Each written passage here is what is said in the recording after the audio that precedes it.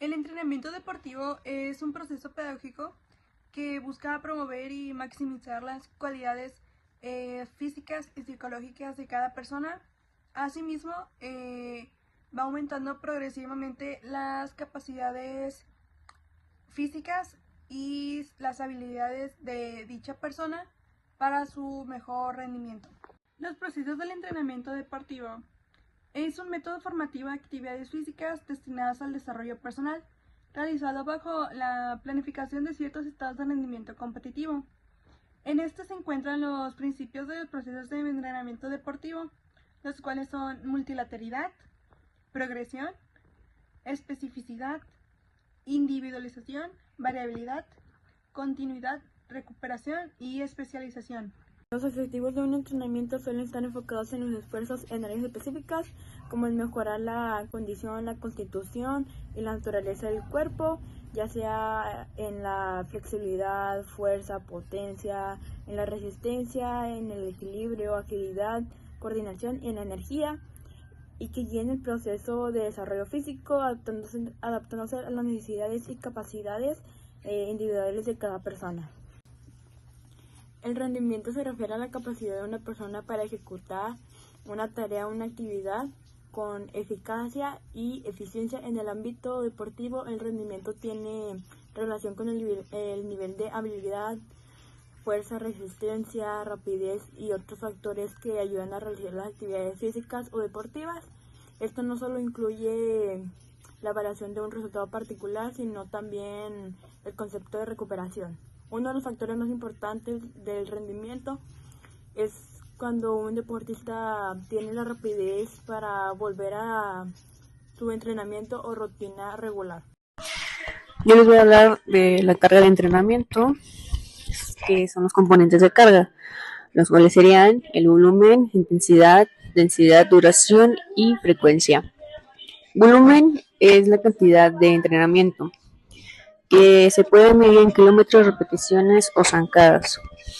En intensidad es el porcentaje de esfuerzo máximo que se realiza y se puede medir en frecuencia cardíaca, captación de oxígeno o velocidad. En densidad, la relación entre las fases de carga y recuperación. En la duración es de un estímulo o series de estímulos. En la frecuencia, el número de entrenamientos que es por día o por semana. ¿Cómo influyen los componentes de carga en los deportistas? Bueno, pues tenemos lo que son 4, que es la adaptación, fatiga, sobrecompensación, lesiones y rendimiento. La adaptación es el aumento gradual de cargas, la progresión, permite una adaptación progresiva y permite de sobrecargas y daños.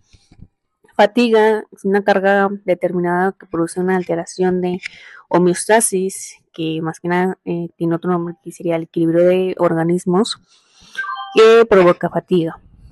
Una sobrecompensación es el descanso posterior a la fatiga, que aporta una recuperación de esta fatiga. Y mediante los mecanismos de adaptación del organismo se origina el fenómeno de sobrecompensación. La lesión en la carga de entrenamiento es un indicador que se ayuda a reducir el riesgo de lesión y el sobreentrenamiento. El rendimiento es la carga de entrenamiento de un dato fundamental para planificar el entrenamiento y calcular el estado de forma previsto para las competiciones. Voy a empezar explicando qué es la carga. La carga se define como una exigencia total o parcial que se plantea a partir de un ejercicio o sesión o trabajo, y es prácticamente el estímulo que se crea ante el movimiento.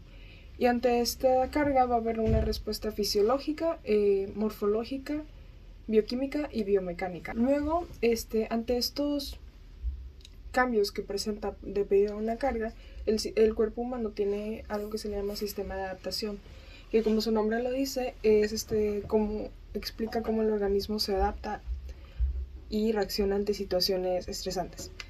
Empezando por la fase de alarma, esto es donde el sistema reconoce el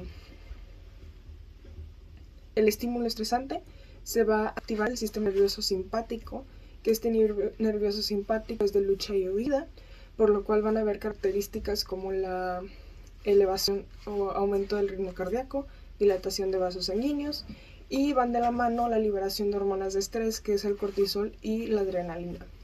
Luego sigue la fase de resistencia, que es donde el organismo intenta adaptarse a estos cambios como tal, y empieza a haber un desgaste de los sistemas biológicos del cuerpo humano. Todo esto es tratando de mantener la fisiología equilibrada.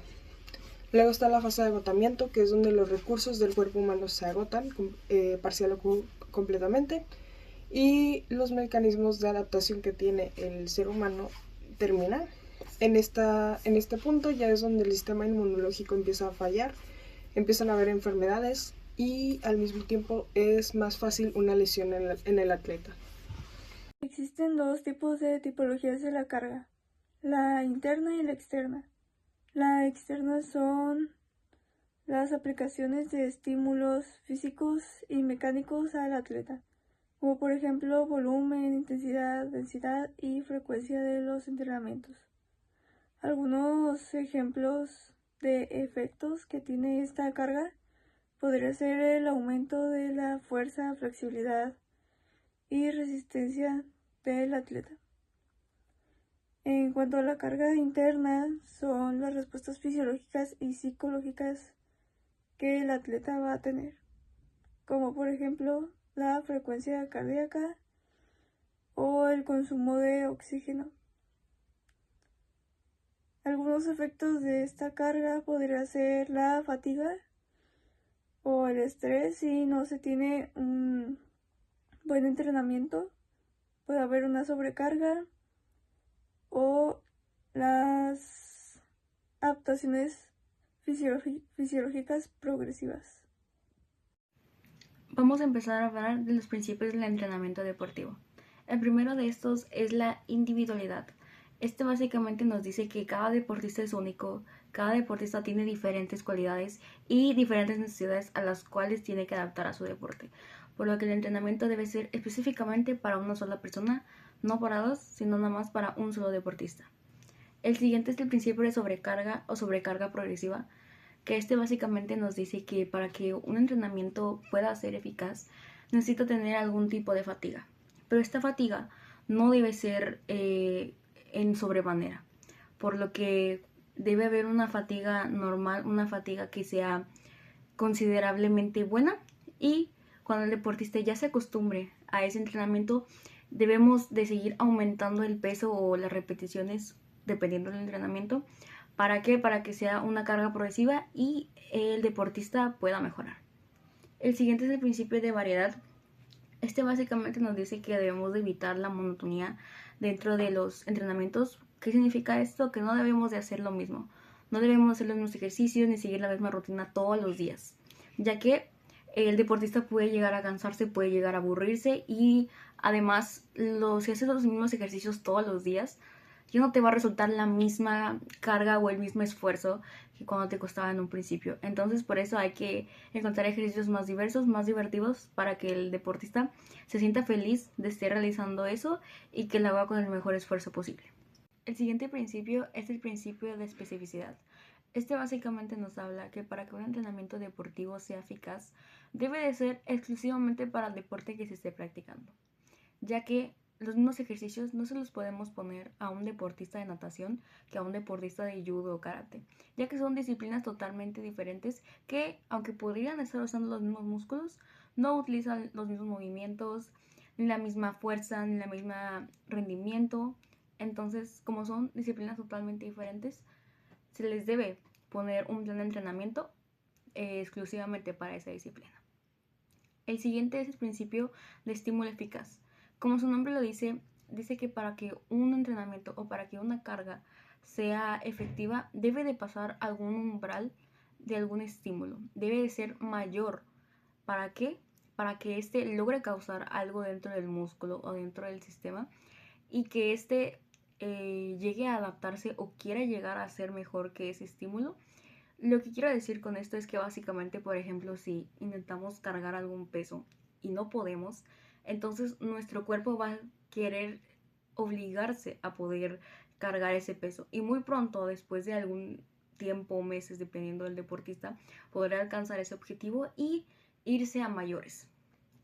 Que esto es lo que se busca en todo ese entrenamiento, que el deportista mejore y que logre llegar a una meta, y esa meta pues va a hacer que logre ganar en esa disciplina o lo que sea que esté practicando. El siguiente es el principio de periodización. Ese nos quiere decir que debemos de agendar o que debemos tener unas fechas organizadas de acuerdo al plan de entrenamiento, ya que el plan de entrenamiento no solamente es de que una sola fase, sino son varias fases, y estas fases deben estar adaptadas en cierto tiempo para que el deportista las cumpla, y al momento de cumplirlas puedas llegar a la siguiente fase y así poder seguir mejorando. Entonces, pues debe haber o debe estar muy bien establecido un plan de entrenamiento para que funcione. Porque si no hay una buena organización, si no hay algo bien establecido, es muy poco probable que funcione. El siguiente principio es el principio de recuperación. Como su nombre lo dice, el deportista debe descansar. Debe tener ciertos días de descanso, debe de poder dejar que su cuerpo haga ocio. ¿Por qué? Porque debe de guardar su salud. Y si es que el deportista entrena todos los días, puede correr el riesgo de lesionarse, y pues esto no lo queremos, ya que al estar en un proceso de entrenamiento deportivo es para que el deportista vaya a una competencia y por ende que gane. Y por último tenemos el principio de reversibilidad. Esto nos quiere decir que para que el deportista pueda mejorar y para que el deportista pueda alcanzar la meta que quiere, debe tener disciplina. Porque si no entrena la mayoría de los días, o si no pone un máximo empeño en lo que está haciendo, es muy poco probable o nada probable que mejore en el deporte y que no pueda sobresalir o que no pueda ser mejor o que no tenga mejores capacidades, ya que la disciplina lo es todo en el deporte, y si no hay